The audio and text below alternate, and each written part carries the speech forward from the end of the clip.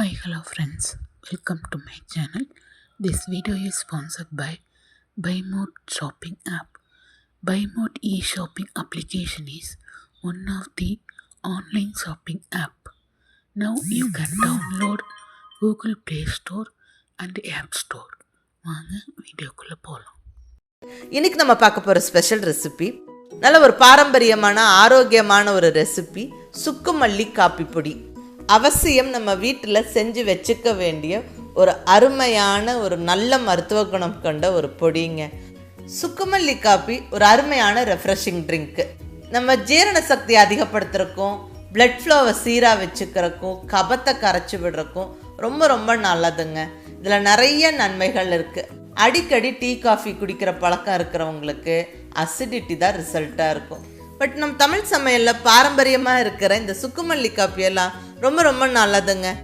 எங்கள் வீடுகள்லாம் அடிக்கடி இந்த சுக்குமல்லி காப்பி வைப்போம். பர்டிகுலர்லி இந்த மழைக்காலங்களில், குளிர்காலங்களில் அடிக்கடி சளி பிடிக்கும், ஒரு மாதிரி அடிக்கடி அதை சூடாக குடிக்கணும்னு தோணும். அப்போ இந்த சுக்குமல்லி காப்பி ரொம்ப நல்லாயிருக்கும், நல்ல ஒரு ரெஃப்ரெஷிங் ட்ரிங்காக இருக்கும். அதை நீங்கள் ட்ரை பண்ணி பாருங்கள். அப்புறம் வயிறு ப்ளோட்டிங்காக, மந்தமாக, ஜீரணமாகாத மாதிரி இருக்கும்போது இந்த சுக்குமல்லி காப்பி நல்லா சூடாக ஒரு டம்ளர் வச்சு குடிச்சு பாருங்கள். அப்படியே ஃபுல்லாக அப்படியே ரிலீஃப் ஆகிடும், நல்லா ரிலாக்ஸாக ஃபீல் பண்ணுவோம். மிஸ் பண்ணாமல் இந்த பொடியை செஞ்சு வீட்டில் வச்சுக்கோங்க, ரொம்ப ரொம்ப நல்லது. இப்போ வாங்க அருமையான சுக்குமல்லி காப்பி எப்படி செய்கிறதுன்னு பார்க்கலாம். இங்கே ஒரு கப் அளவுக்கு வர கொத்தமல்லி எடுத்துருக்கிறேன். நாட்டு கொத்தமல்லி நல்ல வாசனையாக இருக்கும்.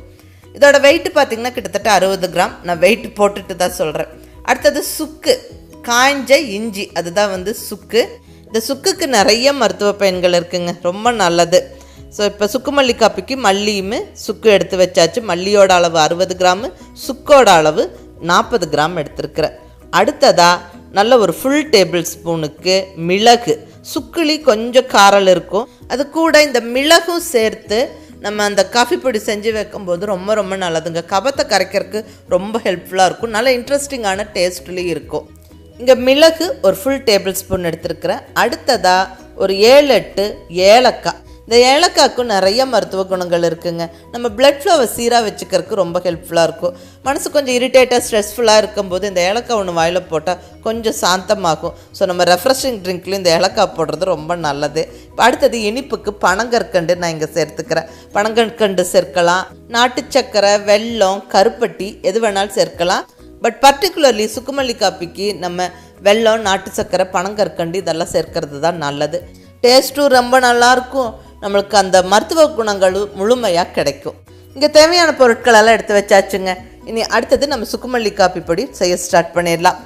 இப்போ ஃபஸ்ட்டு ஸ்டெப்பாக இந்த சுக்கு மேலே இருக்கிற அந்த மேல் தோலை லைட்டாக இப்படி சுரண்டி எடுத்துருவாங்க. இது சுக்கு காஞ்ச இஞ்சி. ஸோ இஞ்சிக்கு மேலே இருக்கிற தோலை நம்ம எப்படி எடுத்துகிட்டு பயன்படுத்துவோமோ அதே மாதிரி இந்த சுக்கு மேலே இருக்கிற இந்த லேயரை நம்ம எடுத்து விட்டுட்டு பயன்படுத்துறது தான் நல்லது. தோல் நீக்கிய இந்த சுக்கை இடிகளில் போட்டு லைட்டாக நம்ம இடித்து எடுத்துப்போம். அப்போ தான் நம்மளுக்கு மிக்சியில் போட்டு பொடிக்கிறப்ப ஈஸியாக இருக்கும், இல்லைன்னா கொஞ்சம் ஹார்டாக இருக்கும். பாருங்கள், இப்படி இடித்து விட்டாவே நல்லா இப்படி பவுடராகும். இப்போ எல்லா சுக்கும் அதே மாதிரி தோல் நீக்கி இடித்து எடுத்து வச்சாச்சு. இங்கே சுக்கு ரெடி. அடுத்தது இங்கே ஸ்டவ்வில் ஒரு பேன் வச்சாச்சுங்க. பேன் சூடானதுக்கப்புறம் நம்ம எடுத்து வச்சுருக்கிற வர கொத்தமல்லியை சேர்த்துடலாம். இதை நல்லா வறுத்து விட்டுருவோம். அதாவது இந்த மல்லி கொஞ்சம் பொரிஞ்சு வாசனை வர வரைக்கும் வறுத்துக்கணும். நம்ம அப்படியே போட்டு அரைக்கிறத விட இந்த மாதிரி லைட்டாக வறுத்து விட்டுட்டு நம்ம அரைக்கும்போது வாசனை ரொம்ப நல்லாயிருக்கும். நம்ம ரொம்ப நாள் வச்சும் யூஸ் பண்ணலாம்.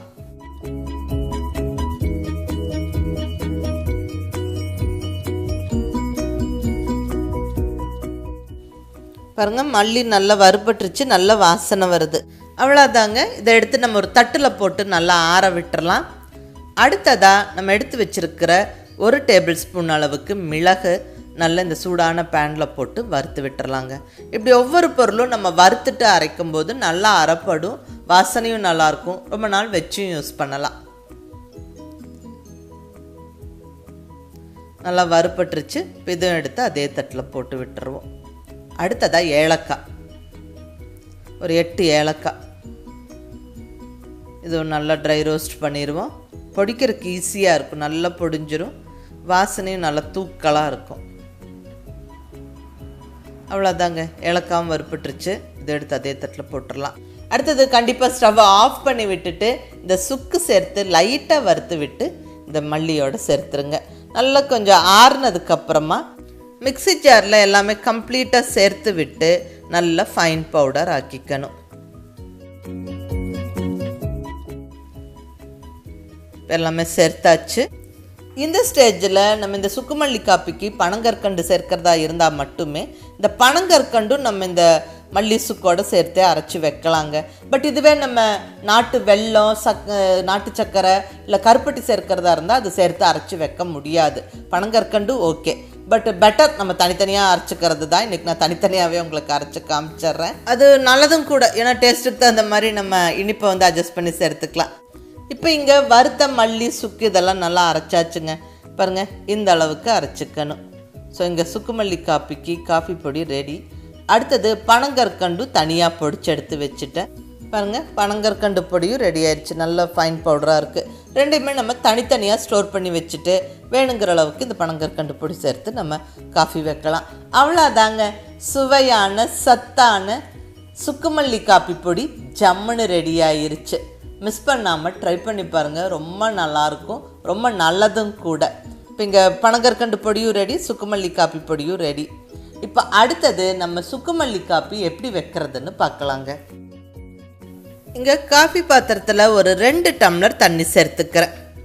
இந்த தண்ணி நல்லா கொதிக்க ஸ்டார்ட் ஆகும்போது நம்ம சுக்குமல்லி காப்பி பொடி சேர்த்துடலாம். பொடிச்சு ரெடியாக வச்சுருக்கிற சுக்குமல்லி காப்பி பொடி